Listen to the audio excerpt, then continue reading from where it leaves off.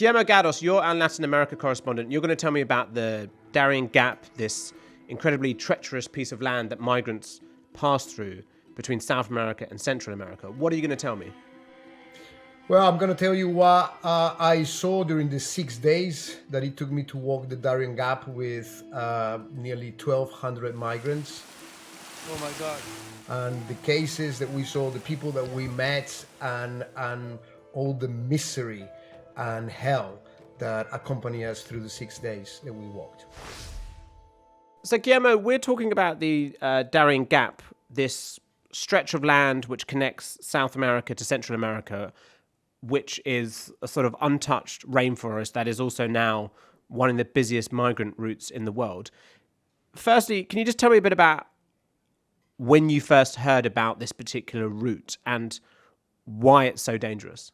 Yes, I've heard about the Darién Gap for a few years now. I knew that there were several routes that cross from Colombia into Panama, crossing, this pristine jungle, which is incredibly difficult.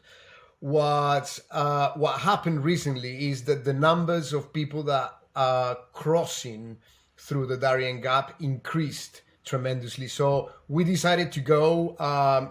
We put the security, risk assessment in place, and we decided to make the whole trip. It was the only way of actually documenting what was happening with the migrants along the route. And before we get into it, I mean, why has there been this increase in the people using it? Well, there's been a massive increase because, for example, a lot of people used to travel to Mexico and then just find their way up into the US, and it was shorter. For example, Chinese migrants or people from Africa or other places. And it was normal for South American migrants to cross through the Darién Gap. Nowadays, the majority of people crossing the Darién Gap are from Venezuela, yes, but I would say it's like 80%. But then you have a lot of Haitians, a lot of Ecuadorians. I even found some Peruvians, and I was surprised because Peruvians don't need a visa to get to Mexico, but Mexico is more strict now. And if you cannot prove that you are going on holiday, obviously they just deport you. But what we found quite a lot was we saw large groups of Chinese migrants. We saw lots of people from Afghanistan as well, and from places in Africa like Cameroon or Sudan. And they go to places like Ecuador or Colombia that have more relaxed visa rules, and they start their trip to America from there. And before we get into your journey starting and following some of these migrants, I mean, just explain to me the basics of why this is so dangerous. I've done a lot of filming in the Amazon, in the rainforest, in many places, expeditions and everything. But this was just over the top. And the reason why is that this is a place that obviously is not the right place to walk. You're crossing a range of mountains that are carpeted with trees and mud and rivers flowing across, and it just hasn't been made to walk across it. But also the cartels on the Colombian side, what we notice is that the Colombian side was pretty safe because the cartels are charging people for protection. But once you crossed into Panama, things are different. And because you don't have a city or anything, for days while you're walking in Panama, it's pretty easy for Colombian thieves to cross into Panama and rob people. But also what we found was that the indigenous communities in that area, they were also participating in the robberies, and that makes it incredibly difficult because you don't only have a trek that is incredibly hard and the conditions incredibly hard, but you also have threats of armed groups or thieves that will rob and rape people. Is there also the issue of dangerous animals as well? Yes, we know that of several cases of people that have been attacked by jaguars. People bitten by snakes, and but I will say, for me, what I noticed along the way was that obviously people start their trek with some food, and the guides in the Colombian side, I thought that they were not clear enough about the amount of days that people had to walk. So what we found out was people start running out of food on the third day, and certainly out of water, and they're obliged to drink the water from the river that is heavily polluted, and people start getting sick and with no food and all that makes it also very, very difficult, particularly on day 3, 4, and 5. Let's start at the beginning then, as you meet the group of migrants who you then end up going on this phenomenally dangerous trek with. So you go to Las Tecas in Colombia. Just describe what that is and how people decide who they then set off on this journey with, and how you yourself, you went with your brother, I believe, to go and film this, how you decided what group to go with. Basically, there are several routes to take. There are routes that you have less days, but it depends on the amount of money that you have. For example, lots of Chinese migrants, they take what is called the VIP route, that they take you on boat and you cross into Panama with a boat, and then you walk for 2 or 3 days. But once we were in Necoclí, we decided that we were going to take the most common route, the route that people with not much money take. So we went to Las Tecas.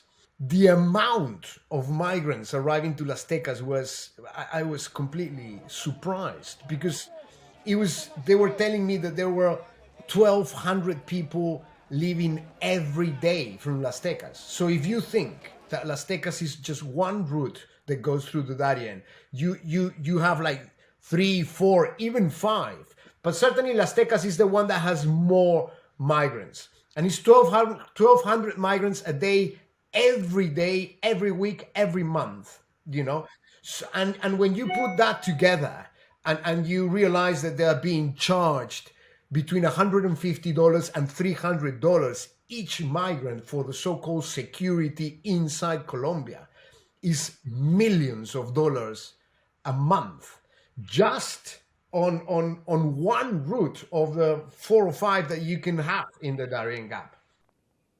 And so you set off. I mean, how many people within your group when you set off? There were around 1,000, we estimated. But then when I asked the guides on the Colombian side, they told me there were 1,200, and they had a group of 300 more coming behind us. When we left Las Tecas, it started raining quite heavy, and the rivers, the amount of water increased in minutes. So while we were crossing one of the first rivers that we had to cross, basically we were with the water up to our chest. And what we know is from the second group that came behind us of 300 people, that there were dozens that were taken by the current. So, and they were presumed dead. That's one of the first news that I was given a couple of days after we finished the trip. And am I right in thinking, Guillermo, as you're trying to document this and speak to people, did your cameras stopped working? Yes, my camera stopped working on the second day. The amount of humidity and everything. So we had to shoot everything with iPhone 14s. And you have to think that, you're carrying, your clothes, but you're also carrying, camera equipment, and you have to carry, your food. I had a special thing to purify water, so I was getting water from the rivers. I was not carrying water, but you need to carry your things, and especially on the first few days, people are loaded. Another thing that impressed me a lot was how most of the way is carpeted with rubbish, with clothes, with shoes. The pollution is absolutely incredible. You know, you're there talking about your own difficulties in terms of camera and what you're carrying, but also, you know, one thing that came across in your report, and we'll go into it as we speak, is there are people who are, you know, carrying their young children. I mean, that's one of the stories here, you know, and you spoke to, you know, for example, one woman called Desiree. Yes, I found amazing Desiree's story simply because I was walking and I hear this song that is very famous in Latin America. It's a song for kids about a wolf that is hiding in the forest. Me estoy diciendo, Desiree, her husband Anderson, and two daughters, Mia and Emma, fled Venezuela for Ecuador 5 years ago. When the economy crashed there too, they came here.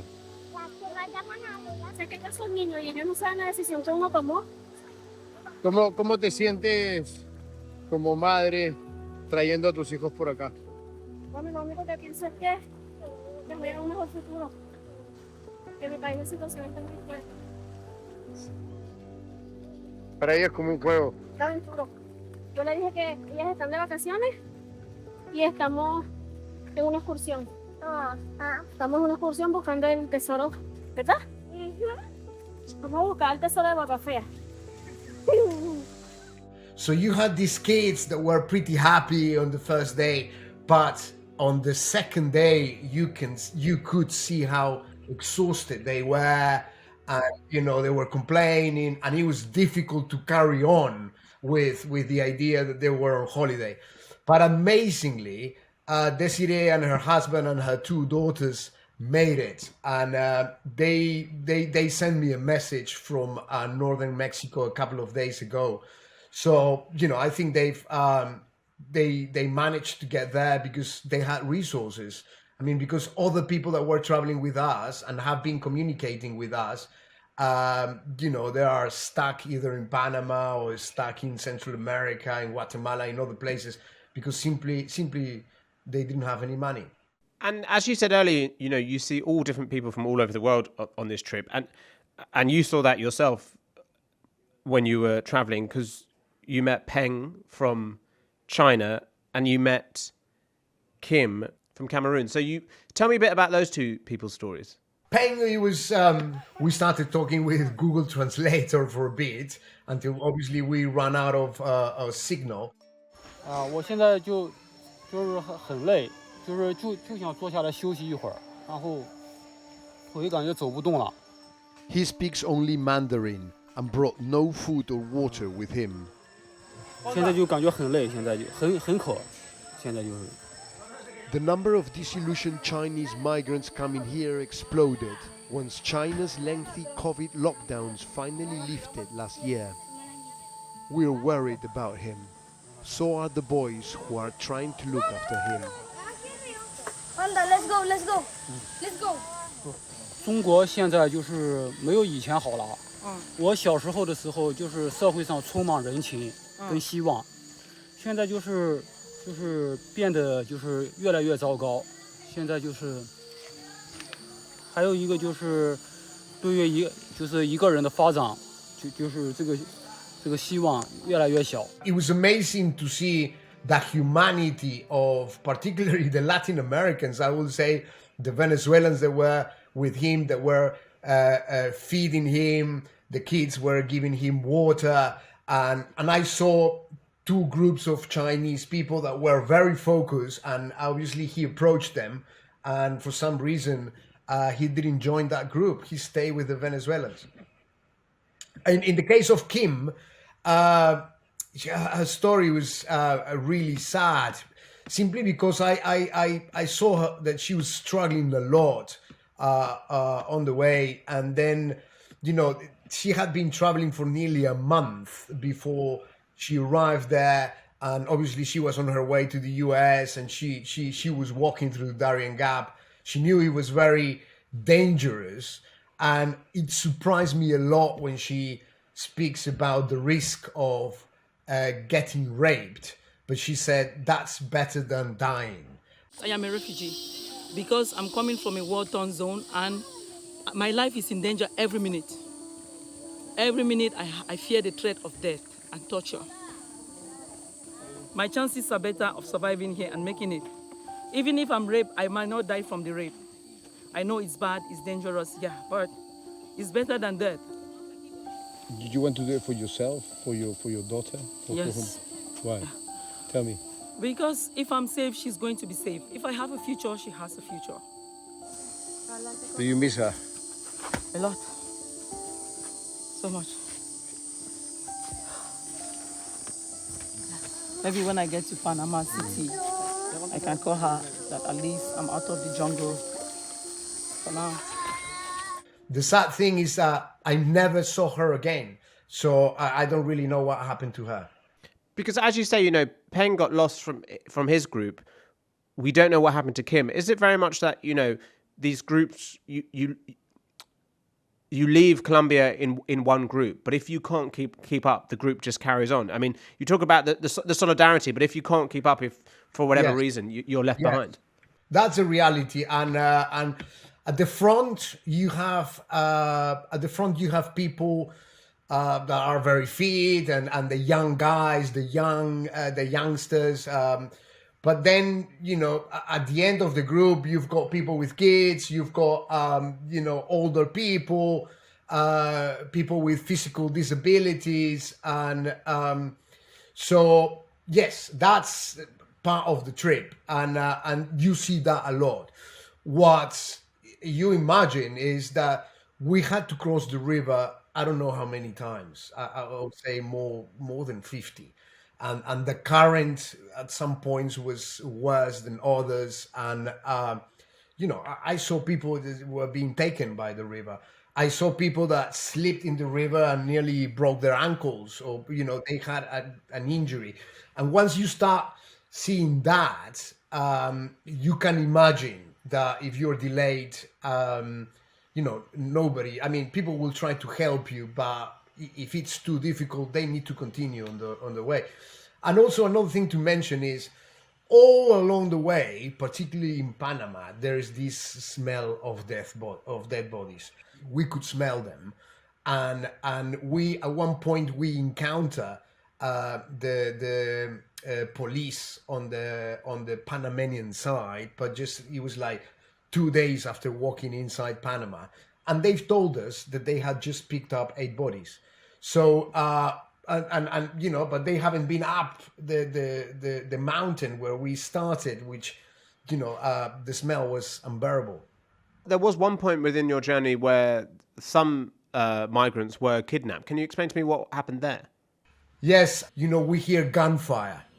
So I run to get cover, but I also realize that there are people coming back. So I start asking them what happened, and they say they're robbing people, and then that's when we saw all that mess. The sound of gunfire sends everyone into a panic. Suddenly the people are running back down the path. ¿Qué pasó? 7 manes robados con pistolas allá. Se llevaron un poco de gente. ¿Tú viste? Claro. Sí, nos soltaron un disparo así para que nos paráramos y nosotros seguimos. Andan todos con pistolas. En el camino aquí, entonces cuando tú cruzas para este lado están esperando a uno. Desde la piedra esperan a uno de este lado. Y cogen a uno, agarraron como a 7 personas. One of those taken was Mayelin's grandmother. Without her, she's inconsolable, alone and scared. All she can do is stare into the trees and hope she would emerge. After an hour, she did.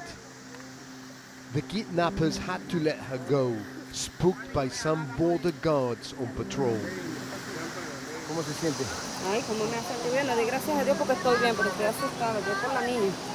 Sabes que uno va por los niños. By chance, there was a group of Panamanian policemen close by, and they heard the gunfire, and obviously they run towards the area. So some of the thieves must have seen these guys, and then they actually left. in the piece, you sort of talk about the sort of the ups and downs of the journeys, the scary bits, the bits when people have a bit more energy because they feel it's coming to an end.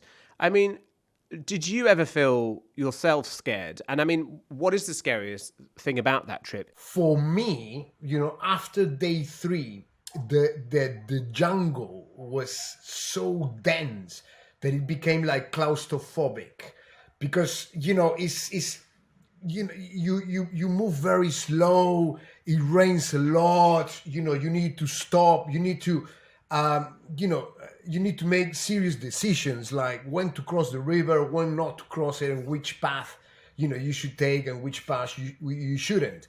So for me, the most difficult thing, every time I felt bad, I just looked around and saw this incredible amount of families traveling with kids, and what is that if something happened in the middle of the Darién Gap, it's very difficult to get rescued, even by a helicopter. There's no place to land. I remember on day 3 and 4 arriving to camp at night, all wet. You open your hammock is wet. You have very little food that you have to share because you're camping with, 24 migrants next to you. Some people are sleeping on the floor. And that thing of lighting a fire, of just chatting with people, I think that gave me the energy to continue, because it's very demanding physically.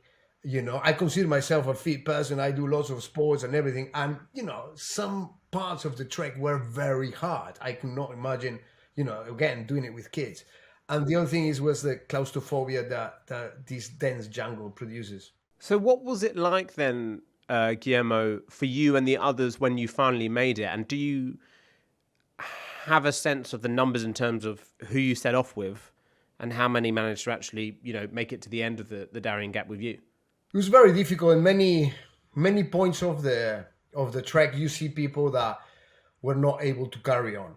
And I remember on day 4, we saw this Venezuelan nurse that she had a broken ankle and she had her hands full of blisters because of walking with a stick. And she just stopped. She was abandoned by the group that she was walking with, but she was traveling alone, really, with no relatives or anything. And we saw her. I saw her. I stayed with her for a while. Then another group of Venezuelans arrived, and they tried to encourage her to continue. There was, near the end and everything, but you could see on her face that she was not going to carry on. And at the end, I took the coordinates and I let the Panamanian police know about her case and where she was. And they said to me, she will probably make it. Most people do with broken bones. So what happened is that a lot of people have accidents along the way and they cannot continue. And at the end, you end up dying in the middle of the forest. I hope that was not Francesca's case. Guillermo, I guess one of the interesting things about this story is that you've described several days going through this incredibly dangerous journey. This is only one part of their journey, isn't it?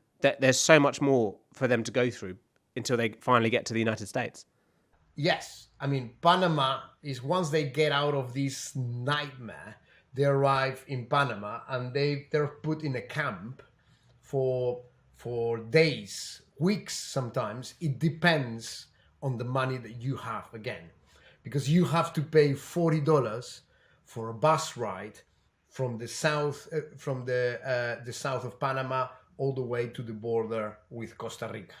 So then in Costa Rica, something similar happens, and then they have to cross into Nicaragua. Nicaragua is a black hole. Nobody knows what happens to the migrants inside Nicaragua. We know that they are, being robbed by the government, by thieves, but, they still have to pay. Then they get into Guatemala. In Guatemala, the migration business, again, is on the hands of the indigenous communities. And they work together with the Mexican cartels. So the indigenous communities in Guatemala that are in charge of moving people, they will take the migrants all the way into Mexico, and they will hand over them to the Mexican cartels or the Mexican criminal organizations that are in charge of human trafficking. Then, of course, they have to cross the whole of Mexico, which is a swimming pool full of sharks. And then all that to get to the US border. And we know that nowadays it's not that easy to get in. It doesn't matter if you arrive with 5 children and you have an impeccable record. You know, it's not that easy. And that's what I kept saying to the migrants. You know, it doesn't matter with how many kids you present yourself at the border. It's very difficult nowadays to get in. But the human traffickers, they play with that, because I kept hearing in Colombia about the Article 42. You know, I kept hearing, oh no, they're opening the doors now. Now is your time. Now you have to go. Oh, we've heard that they're letting people in. So obviously the human traffickers, they play with that. Guillermo, I saw that the US, Colombia and Panama have, you know, done some sort of deal to sort of do something with the Darién Gap. I mean, do we know what that is? And, you know, surely this is really about allowing safe routes for immigration. And you're not really going to be able to do much to stop people who are desperate from using this incredibly treacherous piece of land. Yes, I mean, a few weeks before we did the trip, American officials, together with Colombian and Panamanian officials, they met on both sides of the border, and they said that, you know, something was going to be done to stop this hell, really. But we realized that nothing has been done. What we know is that the people on the Colombian side that are providing this shelter and security to the migrants, they've tried to charge them with human trafficking. That's what they've told us, and but nothing has stopped, and it will be very difficult to stop it, simply because the area on the Colombian side is controlled by the Gulf Cartel, and the Gulf Cartel is a powerful criminal organization that has a lot of money and, I will say, a lot of armed people in the area. And of course, now they've seen in migration a new big business, and they will do everything to try to keep it. I guess finally then, Guillermo, you know, immigration is an incredibly hot topic here in the UK, in America, elsewhere. There are a lot of stories about asylum seekers, economic migrants, whoever. What have you learnt about, well, migration itself in doing this trek? What have you learnt? I've learned that people are willing to go and to take very big risks in order to improve their lives.